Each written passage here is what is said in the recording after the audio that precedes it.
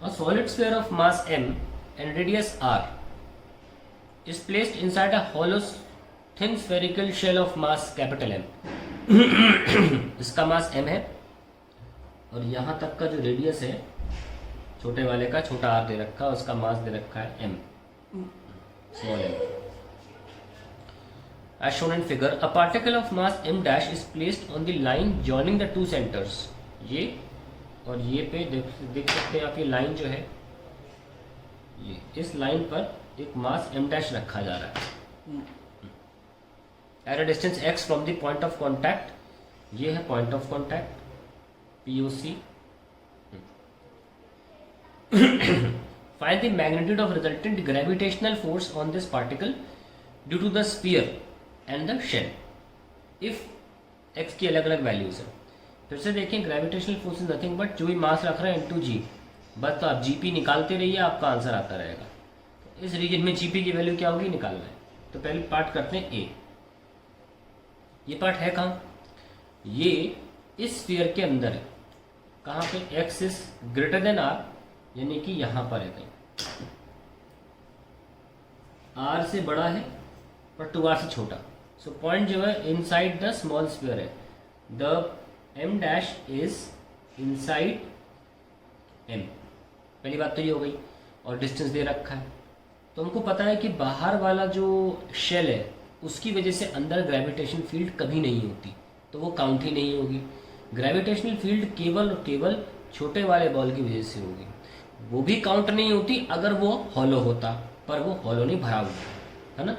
और हमको पता है कि एक स्फीयर के सेंटर से मान लीजिए आर की दूरी पर जो फॉर्मूला होता है जी का, वो होता है जी उस स्फीयर का मास मान लो m है into R upon R cube. ये होता है फॉर्मूला. तो हमें देखना पड़ेगा कि सेंटर से कितनी दूरी है इस पॉइंट की. ये लीजिए, ये तो पूरी हो गई हमारी x, और इतना कितना हो गया? ये हो गया r. हमें सिर्फ इतने से मतलब है, इतने से. ये क्या होगा? x minus R. तो सेंटर से कितनी दूरी है? x माइनस आर की दूरी. तो हमारा g की वैल्यू कितनी आएगी इस पॉइंट पे, पहले वाले पॉइंट पे?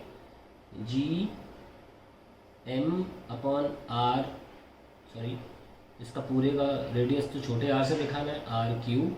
और जो डिस्टेंस फ्रॉम सेंटर है r, वो यहाँ पर कितना है? x minus R. ये आपका g आ गया.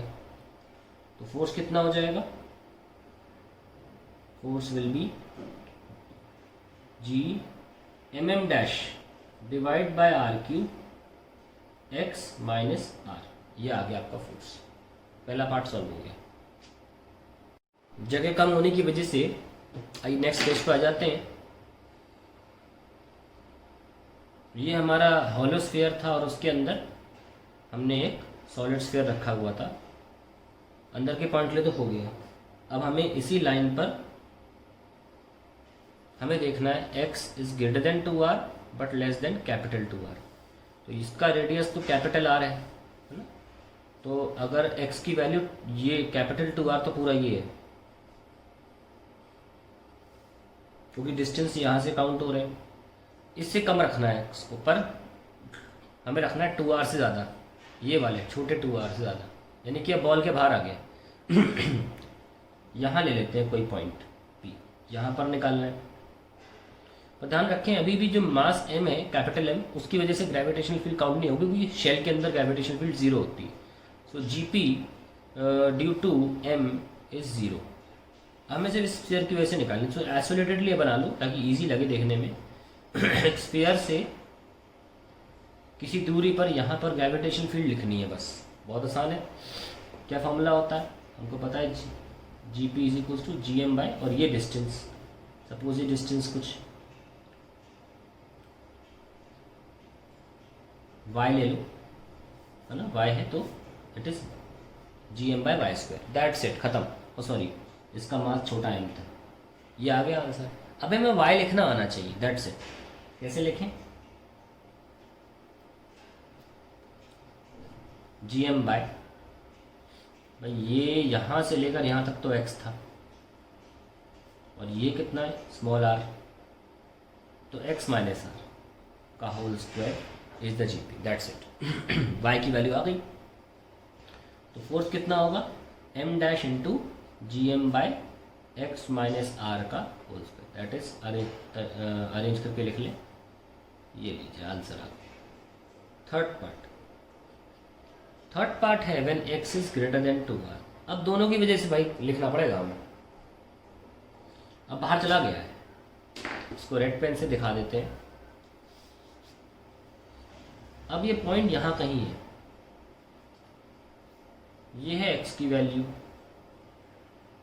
अब दोनों की वजह से होगा, ठीक है। Now GP due to m will be g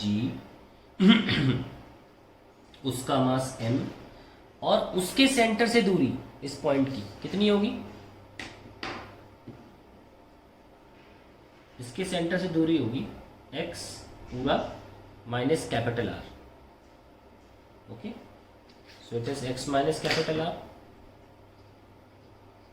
का square and GP due to small m will be g small m, उसके सेंटर से भी x माइनस आर ही एक्सप्रेशन आएगा, x माइनस आर का होल स्क्वायर। यहाँ पे r हम देख सकते हैं, ये पूरा स्मॉल r है, तो x और माइनस आर यहाँ से देखना है इस पॉइंट की जरूरत, ये आ गया। दोनों की वजह से आगे, दोनों की वजह से जो जीपी की वैल्यू होगी वो दोनों तरफ से एक तरफ ही अट्रैक्टिव होगी, तो आप सिंपली जोड़ोगे, इसकी वजह से भी अट्रैक्टिव होगा, इस बड़े की वजह से भी अट्रैक्टिव होगा, तो डायरेक्शन सेम है, तो you can simply add the two G's. Total gravitational field आ जाएगा G M by X minus R का square plus G small M by X minus small R का स्क्वायर। सो फोर्स आ जाएगा G M dash upon X minus R का square plus G M dash upon X minus R का square. और ये answers हैं तीनों parts के।